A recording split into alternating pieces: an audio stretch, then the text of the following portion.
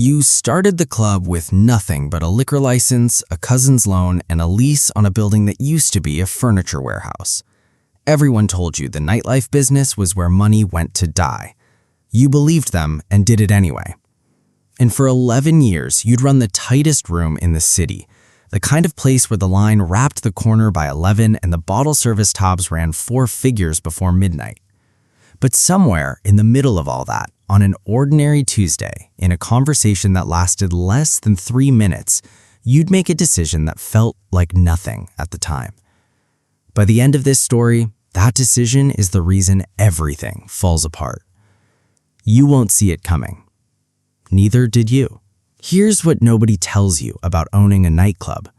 The money is real, but it's the worst kind of reality. It comes in fast and cash in 100 small streams, and it leaves faster. Your rent is $19,000 a month. Your liquor invoice runs $40,000. You've got a sound system you financed at 14%, a walk-in cooler that dies every August, and an insurance premium that climbed 40% the year after a fight in your parking lot made the local news. You employ 31 people, most of them part-time, most of them under 25. All of them one bad shift from quitting. You have a general manager who steals from you in ways you've decided not to investigate because replacing him would cost more than what he takes. You have a promoter who brings in 600 people on a Friday and takes a cut that makes you feel physically ill every time you cut the check. And you have the city. That's the part nobody warns you about. You don't just run a business, you run a business inside a permitting regime that was designed, apparently, by someone who hated you personally. You need a liquor license, an occupancy permit, a cabaret license if you have dancing, a food handler certification if you serve anything past a bag of chips, a noise variance, a fire marshal sign-off, and a certificate of occupancy that has to be renewed on a schedule nobody can explain to you. Each one of those is a person. Each one of those people can end you on a Tuesday afternoon with a clipboard and a bad mood. So you learned. You learned the fire marshal likes Knob Creek. You learned the health inspector's daughter plays travel soccer and the team needs sponsors. You learned that the difference between a citation and a warning is often just whether the guy with the clipboard likes you. And none of that felt like corruption. It felt like relationships. It felt like the cost of doing business in a city where everyone was doing the same thing. The first real compromise was the occupancy count. Your certificate says 340. On a good Saturday, with the patio open and the line still going at 1:30, you could put 580 bodies in that room. The math is not complicated. Every person over the limit is roughly $30 in bar spend. 200 extra people is $6,000 a night, 52 Saturdays a year, and suddenly you're looking at $300,000 sitting on the sidewalk that you're legally required to leave there. So you had a conversation with your door lead. You didn't tell him to break the law. That's not how it works. You told him the clicker had been running high and you wanted him to recalibrate. You told him the number he reported to you at the end of the night should reflect sustained occupancy, not peak. You used words that meant nothing and everything, and he understood you perfectly because he was 26 and made $18 an hour and had no interest in being the guy who cost the club $300,000. That night, you stood on the mezzanine and looked down at a room holding 580 people rated for 340, and you felt something you didn't expect. Not guilt, relief. Because the numbers finally worked. For the first time in 11 years, the P&L had air in it. And that's the thing about the first one. It doesn't feel like a door opening. It feels like a problem getting solved. You told yourself the number was conservative anyway. Fire codes are written for the worst-case scenario, and the worst case never happens. You had 4 exits, you had a sprinkler system. You were fine. The second compromise came dressed as a favor.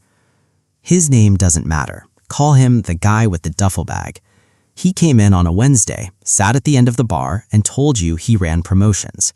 He wanted 1 night a month. He'd guarantee 800 people and he'd pay the bar minimum up front in cash, regardless of whether anyone bought a drink. You asked what the catch was. He smiled and said there was no catch. He just liked doing business in cash, and he'd appreciate it if you didn't run the door receipts through the register. You knew exactly what that was. You'd been in the industry 11 years. That is not a promoter, that is a laundry. Someone with money needed a reason to exist, and a nightclub is the single best explanation for cash on earth, because nobody can prove how many people bought a $12 vodka soda on a Saturday. Nobody can audit a crowd. You said yes in under 4 minutes. You told yourself it was one night a month. You told yourself you weren't handling the money, you were renting a room. You told yourself that if the money was dirty, that was his crime, not yours. And you started reporting a door count on those nights that had almost no relationship to reality. The first month, he brought in $11,000 in cash. The second month, $14,000. By the fourth month, you had a shoebox in the office safe and a very specific feeling in your stomach every time you drove past a police cruiser. The third compromise was the one that changed you, because it was the first one where somebody got hurt. You had a security lead who was a good guy, ex-army, who took the job seriously. Too seriously. He started writing incident reports, real ones. A girl who'd been overserved and left with a guy she couldn't identify. A fight where one of your bouncers put a customer's head into a door frame. A kid who went down on the patio and had to be carried out by his friends because your staff was too busy to call an ambulance. 22 incident reports in 6 months, and every single one of them was a liability document in your filing cabinet with your name on the letterhead. Your lawyer explained it to you very carefully, the way lawyers do when they want you to understand something without them technically saying it. He explained that documented knowledge of a pattern is worse than the pattern. He explained that if a plaintiff's attorney ever subpoenaed that cabinet, those 22 reports would be worth more to them than any witness. And he explained that many clubs simply maintain a lighter incident protocol. So you did the thing. You changed the policy. Incident reports became verbal reports. Verbal reports become nothing because verbal reports don't exist. And your security lead sat across from you in your office and asked what happens when someone gets seriously hurt and there's no record. And you told him that's what insurance is for. He quit 11 days later. You were relieved. That's how far you were by then. A man with a functioning conscience walked out of your building and your first emotion was relief because he was expensive. By year 14, you had 2 clubs, a lounge concept in the design phase, and a life that didn't look anything like the guy with the furniture warehouse lease. You had a Rolex you didn't even like because a guy in your position was supposed to have one. You had a table at the steakhouse where the city council people ate. You were writing checks to 2 command committees and telling yourself it was civic engagement. And the compromises stopped being decisions. That's the part that should scare you. There was no fourth compromise exactly, because by then it was just how you operated. Over-occupancy was standard. Cash nights were 3 a month, not 1. You'd started paying your barbacks partially off the books because it kept your labor percentage under 22, and the accountant said the number looked healthy. You had a fire marshal who'd stopped doing real inspections and just signed the form at your bar with a Knob Creek in front of him. Every one of those was defensible in isolation. That's the trick corruption plays. It never asks you to be a criminal. It asks you to be practical 40 separate times, and then one day you look around and you're operating a building that is technically a felony. The first close call was the audit. State Liquor Control pulled your file in the spring, a routine cycle, they said, nothing targeted, but the auditor was young and thorough and asked a question that made the floor tilt underneath you. She asked why your liquor purchases had grown 31% year over year, while your reported sales had grown 9%. You had an answer. You'd rehearsed it without knowing you were rehearsing it. Spillage, comped drinks for VIP tables, a change in pour standards. Theft, you leaned hard on theft because theft is real and unprovable, and every bar has it. She wrote it all down. She thanked you. She left. And you sat in your office for 40 minutes with your hands flat on the desk, doing nothing at all, waiting to find out if you just talked yourself out of something or into it. Nothing happened. 6 weeks later, the file closed with a note recommending improved inventory controls.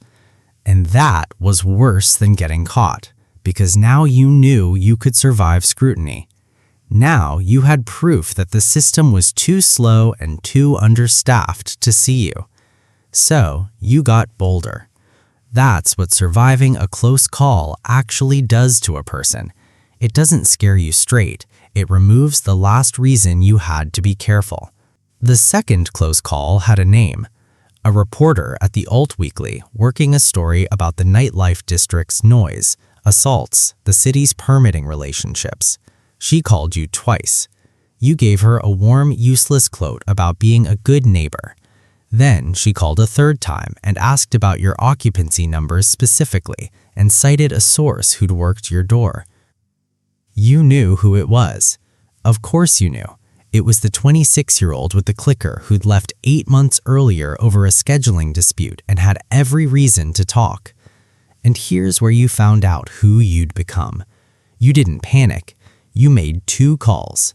One to your lawyer who sent the paper a letter about defamation and the sourcing standards required for claims of criminal conduct, and one to a friend on the district's business improvement board who happened to sit on a committee that placed advertising.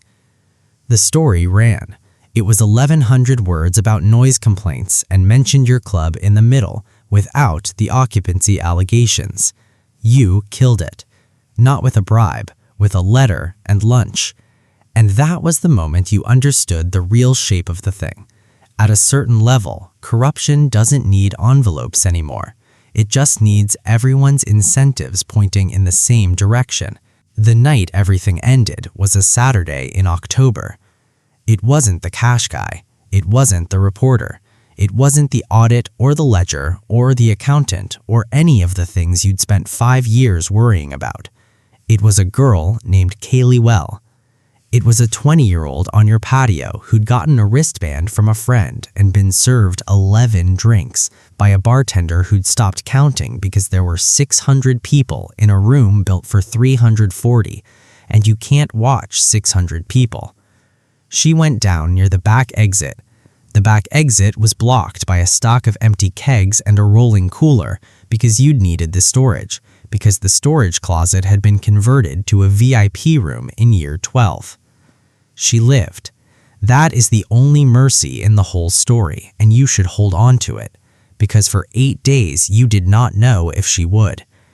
And then the machinery came. Not slowly, all at once, the way it always does. The fire marshal who'd signed your form with a bourbon in his hand suddenly had a very clear memory of never being in your building.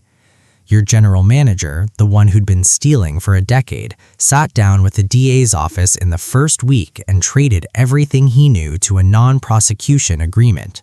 And it turned out he knew it all. The clicker, the shoebox, the incident policy, the name of the cash guy. Your promoter vanished so completely that investigators later concluded he'd never legally existed. Your insurer denied the claim on a material misrepresentation clause because you certified an occupancy number on your renewal that your own door logs contradicted. You lost both clubs. The lounge concept died in the design phase. The felony charges were occupancy fraud and the structured cash deposits. Nobody ever charged you with hurting anybody because you hadn't technically hurt anybody. You just removed one practical decision after another, every single system that existed to stop somebody from getting hurt. Here's the lesson, and it's not the one you think. The lesson isn't that crime doesn't pay. Crime paid you very well for 6 years, and there are people still operating in your city who did exactly what you did and are fine. The lesson is that the systems you were cheating, the occupancy limit, the incident report, the exit you were supposed to keep clear, were never actually there to protect the city from you. They were there to protect you from the version of yourself that shows up when there's money on the table and nobody's watching. That's what rules are for. Not because you're bad, but because you're a person, and a person making 40 small practical decisions in a row will always drift toward the money. The occupancy limit wasn't an insult to your judgment. It was a substitute for it, built by people who understood that judgment is the first thing that goes. You didn't wake up one morning and decide to be a criminal. Nobody does. You just solved 40 problems in a row, each one on its own merits, and never once stepped back to look at what the 40 of them added up to.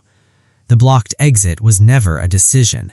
It was the residue of every decision before it. And that's the part that should stay with you, whether or not you'll ever own a club.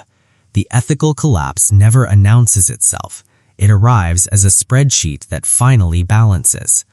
If you want to see how deep this rot really goes, the lobbyist has a story that makes this one look like amateur hour, and the landlord's is worse. Watch them next.